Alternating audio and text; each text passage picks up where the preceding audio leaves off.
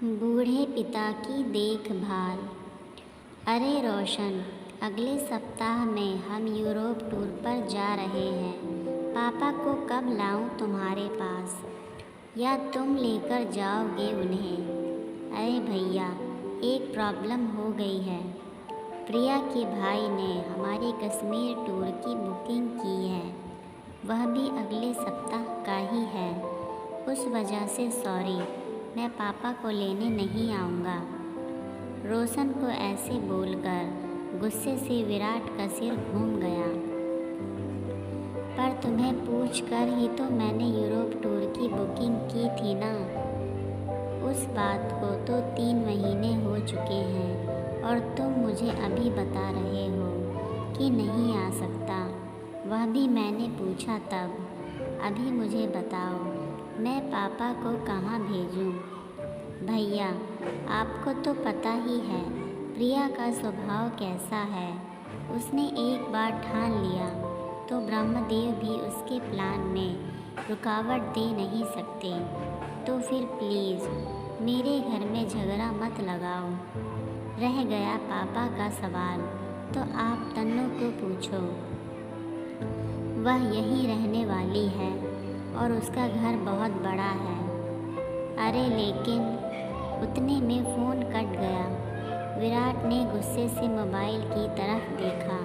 रोशन का यह हमेशा ही रहता है। शादी होने के बाद से कभी भी उसने माँ पापा की तरफ ध्यान नहीं दिया।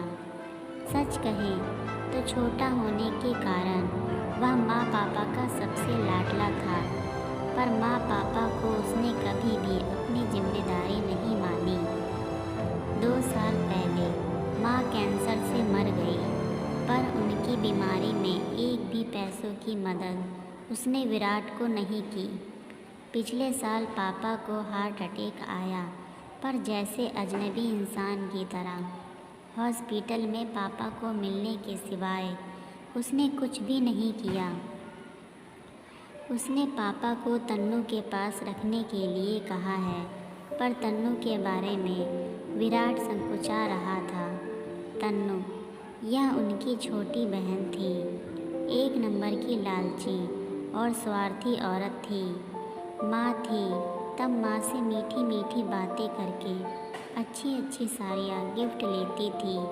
परिस्थिति अच्छी होते हुए भी पति को बिजनेस को चाहिए, ऐसे बोलकर उसने माँ पापा से 10-12 लाख ले लिए थे, पर वापस देने का सोचती भी नहीं थी। रिश्ते नहीं बिगड़े इसलिए विराट भी कभी नहीं बोलता, पर उसकी पत्नी जागृति यह सब देख रही थी।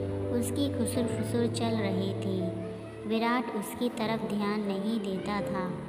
माँ के जाने के बाद वैसे तन्नू को भाई, पापा, भाभी से इंटरेस्ट ख़त्म होने लगा। उसने बेमन से तन्नू को फ़ोन किया। तन्नू, हम यूरोप टूर पर जा रहे हैं 15 दिनों के लिए। पापा को लेकर आऊँ क्या तुम्हारे घर? अरे भैया, मेरी ननद आ रही है डिलीवरी के लिए।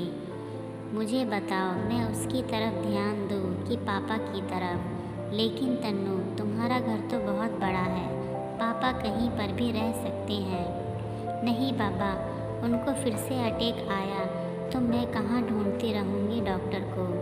इससे अच्छा तुम एक काम करो, उनको 15 दिनों के लिए वृद्धा आश्रम में भेज दो। कोई दिक्कत नहीं होगी फिर। तन्नू, हम 3 भाई बहन के होते हुए भी उनको वृद्ध आश्रम में भेजना अच्छा नहीं लगेगा।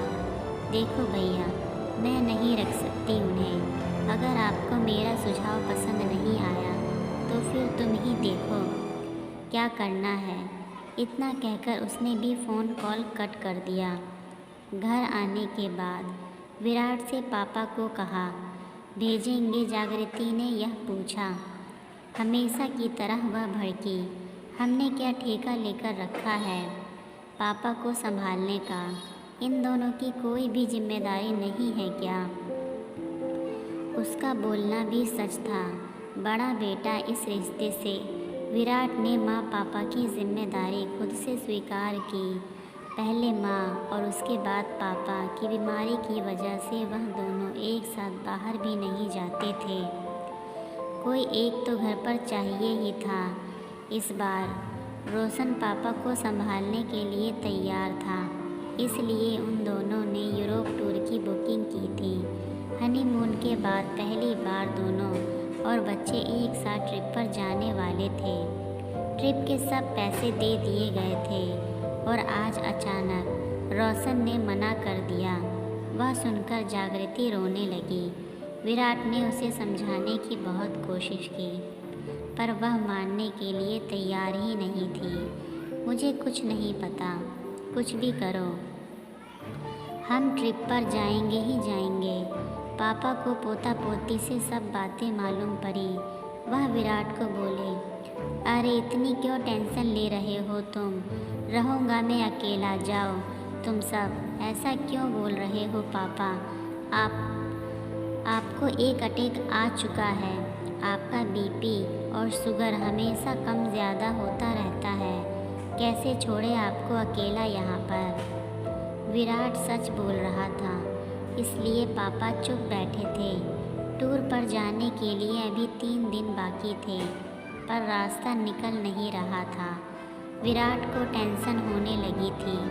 उसने सभी विकल्प सामने रखकर देखा।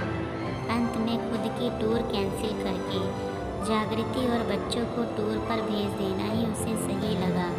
जागृति का गुस्सा और 2 लाख का नुकसान भी होने वाला था, पर उसके पास ऐसा करने के अलावा कोई दूसरा रास्ता नहीं बचा था।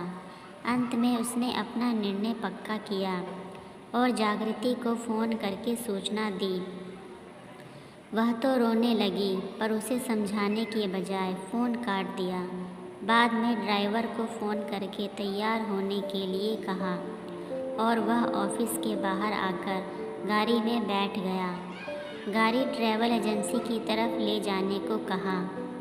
बहुत टेंशन में दिख रहे हो साहब, उसके ड्राइवर जगन ने उससे पूछा। फिर विराट ने सब बातें उसे बताई। वह सुनने के बाद वह बोला, अरे साहब, फिर तुम क्यों ट्रिप कैंसिल करते हो? साहब, मैं मेरे घर पर लेकर जाता हूँ बड़े साहब को। नहीं नहीं, क्यों तुम्हारी फैमिली को परेशान करना? पापा की ज़्यादा देखभाल करनी पड़ती है। उनकी दवाइयों का, खाने पीने का वक्त देखना पड़ता है। अरे साहब, उसमें क्या है, हम भी अपने पिताजी का करते हैं ना। उनका भी बाईपास हुआ है, आपको तो पता है यह सब। मेरे पिताजी बड़े साहब को पहचानते हैं, दोनों की अच्छी दोस्ती हो जाएगी। देखो, वह कुछ नहीं, मैं बड़े साहब को लेकर जाऊंगा। एक ड्राइवर के घर पापा को भेजना विराट को कुछ अच्छा नहीं लगा, लेकिन ड्राइवर का हट देखकर उसने पापा को ही पूछकर फैसला लेना सही समझा। ठीक है, चलो गाड़ी घुमाओ, हम पापा को ही पूछते हैं। वह रेडी हो जाए तो मुझे कोई दिक्कत नहीं। जगन बहुत खुश हुआ। घर जाकर उसने बड़े साहब से पूछा। पापा भी तैयार हो गए। वह बोले, जगन के परिवार को कोई दिक्कत नहीं होगी तो मैं जाने के लिए तैयार हूँ। जगन ने तुरंत घर पर फ़ोन लगाया। बोलना ख़त्म होने से पहले ही वह खुशी से बोला, सब तैयार है। मेरे पिताजी को तो बहुत आनंद हुआ है। टूर के दिन जगन बड़े साहब को लेकर उसके घर ले गया। बाद में उसने विराट और परिवार को एयरपोर्ट पर छोड़ आया। घर जाते वक्त उसने विराट को विश्वास दिलाया, चिंता मत करो साहब, बड़े साहब एकदम आराम से रहेंगे। टूर के दौरान भी विराट उसके पापा को फ़ोन करके हाल पूछता था। उनका हमेशा एक ही उत्तर रहता था, चिंता मत करो, मैं यहाँ पर ठीक हूँ। 16वें दिन जगन उनको लेने के लिए एयरपोर्ट पर गया। विराट ने पापा की पूछताछ की। मज़े में हैं बड़े साहब, बहुत धमाल की दोनों बूढ़ों ने। जगन बोल रहा था वह सुबह उठकर मॉर्निंग वॉक पर जाते थे, फिर दिन भर पत्ते और शतरंज का खेल खेलते थे। फिर शाम को मंदिर में जाकर भजन कीर्तन सुनते थे। उनकी तरह ज्येष्ठ नागरिकों के साथ चौपाटी पर बैठकर बातें करते थे। 3 दिन पहले बड़े साहब को थोड़ा बुखार आया था, शुगर भी थोड़ी बढ़ गई थी। फिर उनको अस्पताल लेकर गया। अभी वो एकदम ओके है। हमें छोड़ने के बाद लेकर आना पापा को घर पर। एक दिन रहने दो ना साहब, उनकी बीमारी की वजह से उनकी मेहमान नवाजी रह गया है। अरे अभी क्यों करनी है मेहमान नवाजी? इतने दिनों तक तुमने उन्हें संभाला, वह क्या कम है? ऐसा क्यों करते हो साहब? अपने घर आने वाले मेहमान को मेहमान नवाजी किए बिना कैसे भेजें? और यह मैंने संभाला, ऐसे मत बोलो, मैंने कुछ ज़्यादा नहीं किया है।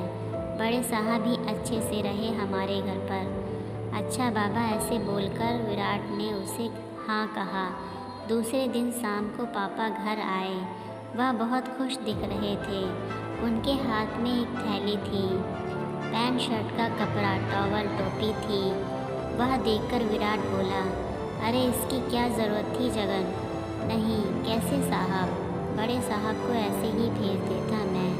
उतने में जागृति ने विराट को अंदर बुलाया और कहा, सुनो जी, उसका एहसान मत रखो, 5-10 हज़ार उसे दे दो। विराट को वो सही लगा। जगन के घर जाकर उसने 10 हज़ार उसके हाथों में दिए। जगन ने उसकी तरफ आश्चर्य से देखा और फिर वह 10 हज़ार उसकी जेब में रख दिए और बोला, यह क्या है साहब? अरे पिता को संभालने का कोई पैसा लेता है क्या भला? और हाँ, आगे भी कभी ऐसा प्रसंग आया तो बड़े साहब को बिना द्वास्त के मेरे पास भेज देना।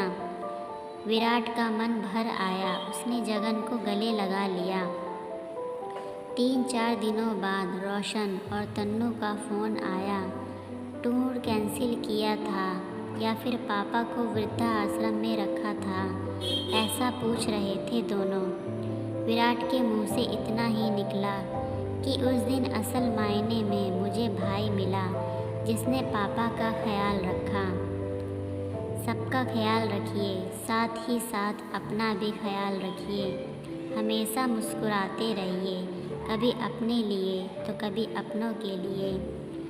कहानी कैसी लगी दोस्तों, कमेंट करके ज़रूर बताएं। अगर अच्छी लगी है तो हमारे चैनल को लाइक, शेयर, सब्सक्राइब करना ना भूलें। धन्यवाद।